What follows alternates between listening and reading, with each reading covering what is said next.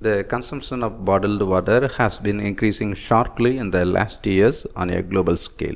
According to previous research, this trend can be partly explained by subjective factors like risk perception, taste, odor, lack of trust in public tap water quality, and marketing by bottled water companies. A new study led by the Barcelona Institute for Global Health, published in the journal Science of the Total Environment, was aimed at providing objective data about three different water consumption choices: bottled water, tap water, and filtered tap water. Since tap water quality might differ between cities or countries, the research team focused in the city of Barcelona due to the robustness of available data. The life cycle assessment was conducted using a specific software and a method called Recipe, which allowed researchers to estimate the damage to ecosystems and to resource availability, as well as indirect impacts in human health derived from the production process of bottled and tap water. The health impact assessment used the data on water consumption patterns and on levels of chemical compounds in water supply from the Barcelona Public Health Agency. Results showed that if the whole population of Barcelona decided to shift to bottled water, the production record would take a toll of 1.43 species lost per year and the cost of 83.9 million US dollars per year due to extraction of raw materials.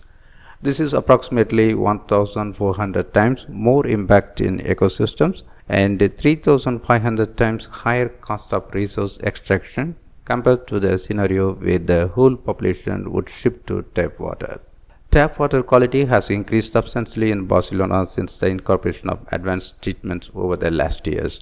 However, this considerable improvement has not been mirrored by an increase in tap water consumption, which suggests that water consumption could be motivated by subjective factors other than quality. One of these subjective factors is the perceived presence of chemical compounds in tap water. While it is true that tap water may contain trihalomethanes (THM) derived from the disinfection process and that THMs are associated with bladder cancer, this study shows that due to the high quality of the tap water in Barcelona, the risk for health is small, especially when they take into account the overall impacts of bottled water.